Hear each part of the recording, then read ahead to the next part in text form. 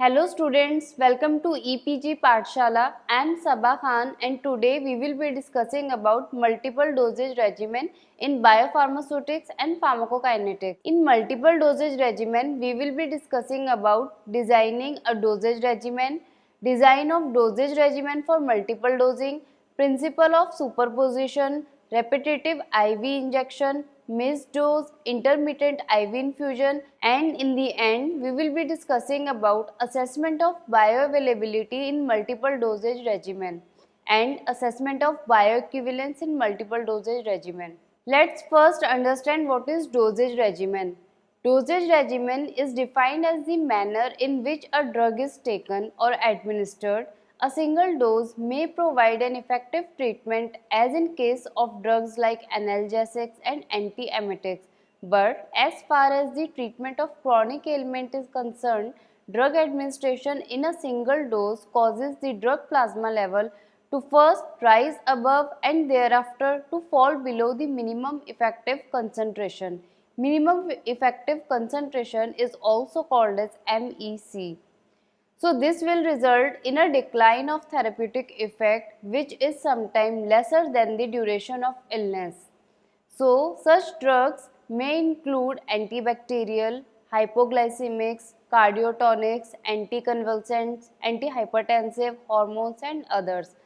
This urges the need for repetitive intake of such drugs over a period of time for complete cure of the disease.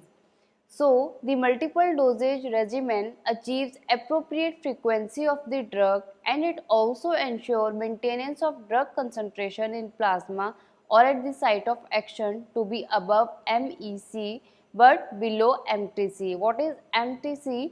MTC is minimum toxic concentration, that is within the narrow limits of therapeutic window, that is both effective and safe. So, for each drug, a dosage regimen is usually established so as to provide an accurate plasma level which is devoid of any variation as well as drug accumulation outside the therapeutic window. So, this graph depicts plasma drug concentration versus time profile showing single dose and multiple dose. In this figure, we can see on x-axis time in hours is given and on y-axis concentration in milligram per ml is provided, and these curves showing plasma drug concentration versus time profile in single and multiple dosage regimen. Now we will be discussing about the objectives of multiple dosing. Firstly, to prolong the therapeutic activity of the drug, and secondly to achieve maximum safety and efficacy at the site of action. Now, what is designing a dosage regimen? To understand this, we have to understand that all the pharmacokinetic parameters of the drug remain constant during the course of therapy once the dosage regimen is established and becomes invalid if any change is observed. The calculations are based on open one compartmental model which can also be applied for two compartment models. What are the parameters that are to be adjusted in developing a dosage regimen? These are firstly the dose size and second is dose frequency. Now we will be discussing firstly about the dose size. How can we adjust dose size for designing dosage regimen? It is defined as the amount of drug given to the patient at each time. So dose size is basically the drug amount which we are giving to patient every time. The magnitude of therapeutic and toxic effect is directly linked to the dose size. The amount of drug absorbed after intake of each dose is considered while calculating the dose size. So dose size is proportional to the fluctuations in concentration during each dosing interval. Hence, the risk of toxicity is more with greater dose size. Now, what is the second parameter which is to be adjusted for developing dosage regimen?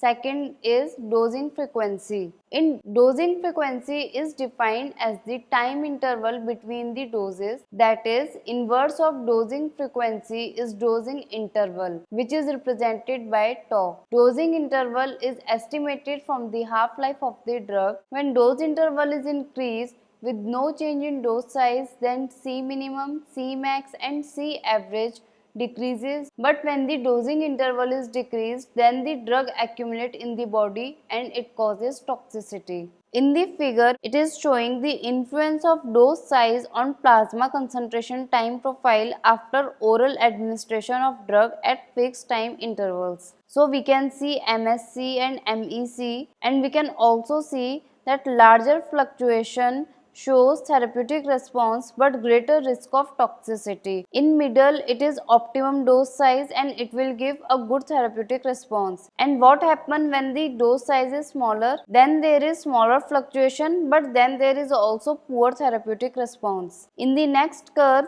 we can see the influence of dosing frequency on plasma concentration time profile after oral administration of drug at fixed time intervals. In this graph, we are seeing the influence of dosing frequency, and we can see higher dosing frequency, less fluctuation, and it is showing greater therapeutic response and greater risk of toxicity. And when the dosing frequency is optimum, then there is good therapeutic response, and when there is low dosing frequency, then larger fluctuations are there, but also then there is poor therapeutic response. So we can see that a balance between dose size and dose frequency is required to attain steady state concentration with minimum fluctuation to ensure therapeutic efficacy and safety. Thus, smaller doses are administered more frequently to minimize fluctuations instead of larger doses less frequently. Now we will be discussing about design of dosage regimen for multiple dosing. Designing of dosage regimen for multiple dosing mainly depends upon the following factors. What are these factors? First is drug accumulation during multiple dosing of IV bolus, then time taken to reach steady state, that is plateau state, then there is minimum and maximum concentrations, average concentration of the drug at steady state, loading dose and maintenance dose. First factor was drug accumulation during multiple dosing of IV bolus. So when a drug is administered in multiple dosing regimen, each successive doses are administered before the preceding doses are completely eliminated. Accumulation of the drug would occur within the body, yielding a higher plasma drug concentration. The accumulation phenomena, however, does not cause the plasma concentration to rise indefinitely. Let's consider the amount of drug in the body time profile shown in figure obtained after IV multiple dosing with dosing interval equal to 1 T half. Now X naught is considered as the dose administered, tau is considered as time of administration of X naught. At the next dose interval, when X is half of X naught, amount of drug remaining in the body content is X is equal to X naught plus half X naught. The graph in drug accumulation describes accumulation of drug in the body during multiple dose regimen of IV bolus with dosing interval equal to 1 T half. In this graph, we can see that dosing interval in hours, which is equal to T half, is taken on x-axis, and on y-axis amount of drug in the body is given. We can see the steady state in the middle of this graph. As drug concentration increases gradually due to its accumulation, a steady state or plateau is reached. At plateau, minimum value of x is 1 x naught and maximum value of x is 2x naught. The extent to which a drug will accumulate relative to the first dose can be quantified by an accumulation index, which is also called R. It is dependent on the dosing interval and half-life. So the following equations 1 and 2 describes this accumulation index R. Now we will be discussing about time taken to reach steady state, that is the plateau state. At plateau state, the time taken by a drug to reach steady state relies mainly upon its elimination half-life. Ka is much greater than Ke. So the steady state is reached in approximately 5 half-lives This is called as plateau principle. The time taken to reach steady state is dependent of dose size, dosing interval and number of doses. Now how minimum and maximum concentrations are calculated? The minimum concentration achieved after n number of doses are administered is given by the equation in which C0 is concentration achieved from instantaneous absorption and distribution, Ke is elimination rate constant, tau is dosing interval and T is time after the dose. Similarly, the maximum concentration achieved after n number of doses are administered is given by Cn is equal to C0 1 minus e raised to the power n k e tau divided by 1 minus e raised to the power negative of KET. So the minimum and maximum plasma drug concentration at steady state are given by equation. Average concentration of the drug concentration at steady state are given by equation. In equation, F is fraction of dose administered, T half is half-life, Vd is volume of distribution. Now the next important factor on which designing of dosage regimen is greatly dependent is the loading dose.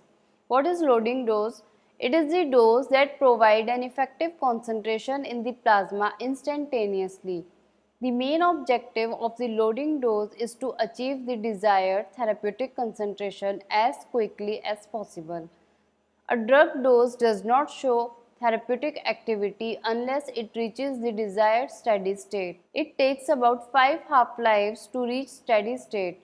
For drugs with long half-lives, the time to reach steady state might be long. In such cases, the plateau can be achieved by administering a dose that gives the desired steady state. Such an initial or first dose is called as priming dose or loading dose, which is denoted by X0 L, and it can be calculated using the following equation. Now the next important factor is maintenance dose. The dose administered after the loading dose to maintain the steady state concentration within the therapeutic window is called as maintenance dose. Maintenance dose is dependent on loading dose as given by equation. The ratio of loading dose to maintenance dose is called as the dose ratio. The following graph describes the relation between loading dose and maintenance dose. Loading dose is given initially and then for maintaining the therapeutic effect, maintenance dose is given as denoted by X0. And dose ratio can also be seen in this figure, which is less than 2 when tau is greater than T half and it is greater than 2 when tau is less than T half. Next is repetitive IV injection. After single rapid IV injection, the concentration of drug plasma at any time is given by equation. This concentration of drug in plasma at the end of first dosing interval, which is tau, is given by the equation. The fraction of dose remaining in the body is described by equation. Next is missed dose. Plasma drug concentration at TR after the nth dose is given by equation. Concentration contributed by missing dose is given by equation in which Vd is volume of distribution. So the missing dose is finally given by equation. Next is intermittent IV infusion. In this, drug may not reach the steady state. So firstly, short IV infusion is given, then elimination period is calculated and then another short IV infusion is given. So concentration after one or more IV infusion is given by equation in which d upon T infinity is equal to rate of infusion, that is R. D is size of infusion dose, T infinity is infusion period, Vd is volume of distribution and K is elimination rate constant. Now the drug concentration post IV infusion is given by equation in which C stop is concentration when the infusion is stopped and T is time elapsed since infusion is stopped. Now, assessment of bioavailability in multiple dosage regimen. The term bioavailability is defined as the rate and extent of absorption of unchanged drug from its dosage form. In multiple dose study, The dose to be administered for bioavailability is determined from preliminary clinical experiments. Multiple dose study is associated with several advantages and disadvantages. What are the advantages of multiple dose studies is it is accurate, easy to predict the peak and valley characteristics of drugs, collection of few blood samples are required, it is ethically performed, small intersubject variability is there, better evaluation of controlled release formulations are there, it can detect non-linearity in pharmacokinetics, higher blood level is there, and it eliminates the need for long washout periods between doses. Now there are also disadvantages of multiple dose studies. What are these disadvantages? Firstly, poor subject compliance, then it is tedious and very time consuming. More drug exposure is there to patients and more difficult and costly for patients. So in multiple dose study, one must ensure that the steady state has been reached by administering the drug 5 to 6 elimination half-lives prior to collection of samples. How the bioavailability is measured? What are the methods to measure bioavailability? There are two methods. First is pharmacokinetic or indirect method. In pharmacokinetic method, we assume that the pharmacokinetic profile reflects the therapeutic effectiveness of drug.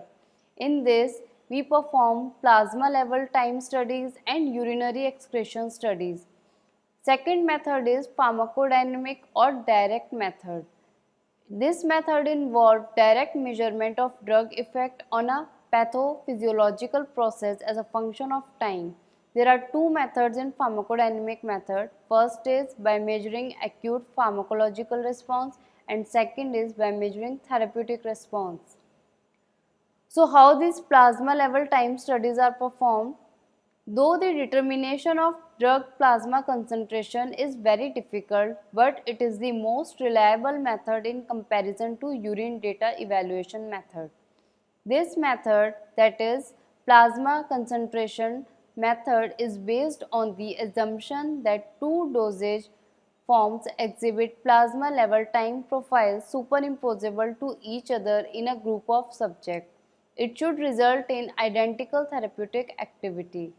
The three methods which are considered important for determining bioavailability are Cmax, which is the peak plasma concentration, then Tmax, which is the peak time at which the concentration is maximum, and the AUC, which is the area under plasma time curve. So for multiple dose administration, the method involves drug administration for at least 5 biological half-lives, a dosing interval equal to or greater than the biological half-life, that is administration of at least 5 doses to reach the steady state. The extent of bioavailability is given by equation 18, where D is the dose administered and tau is dosing interval. AUC is area under plasma level time curve of one dosing interval after reaching the steady state. Next method is urinary excretion studies. These studies are based on the premise that urinary excretion of the unchanged drug is directly proportional to the plasma concentration of total drug. The three major parameters examined in urinary excretion data are dxu by dt max, that is primary urinary concentration rate, Tu max, which is the time for maximum excretion rate, and the xu, which is the cumulative amount of drug excreted in urine. With multiple dose study to steady state, bioavailability is computed by equation where XUSS is the amount of drug excreted unchanged during a single interval at steady state. Next was the acute pharmacological response. These methods are used when pharmacokinetic methods are difficult, inaccurate and non-reproducible. An acute pharmacological effect such as change in ECG, EEG readings, pupil diameter is noted. So bioavailability is then estimated by directly pharmacological effect time curve and by dose response graph. Next was the therapeutic response. This method is most definite and is based on measurement of clinical response to a drug formulation given to patients suffering from disease for which it is intended to be used. Now the last topic is assessment of bioequivalence in multiple dosage regimen. Bioequivalence is a relative term which refers to the drug substance in two or more identical dosage forms which are reaching systemic circulation at the same rate and to the same relative extent. That is, their plasma concentration time profiles will be identical without significant and statistical differences. So the in vivo bioequivalence study required determination of relative bioavailability of a single dose of test and reference formulation administered by the same route in equal doses but at different times. The reference product which is selected is usually a previously approved innovator's product or some reference standard. For conduction of this study, fasting young healthy adult male volunteers are selected to maintain the homogeneity. A latent crossover design is used in which each formulation is administered just once to each subject and once in each study period. Also, all the subjects are administered different formulations at a time in a given study period. So, to assess the bioequivalence between different drug products, either plasma level or urinary excretion studies may be performed. After all the data collection has been done, analysis of variance, that is ANOVA method, is employed to determine any statistical differences in the rate or extent of absorption in order to establish bioequivalence between two or more drug products. Now, if the bioavailability of the test formulation is in the range of plus minus 20% of reference standard, then it is considered as bioequivalent. So, to conclude, what we have learnt in multiple dosage regimen, we have learned about designing of dosage regimen. We have also learned how dose size and dose frequency impact greatly the designing of a dosage regimen. We have learned what are the factors that are important in designing of multiple dosage regimen, that is about loading dose, maintenance dose. Then we have also learned about the repetitive IV injection. We have learned about missed dose, intermittent IV infusion, and at last we learned how can we assess bioavailability and bioequivalence in multiple dosing regimen. Thank you.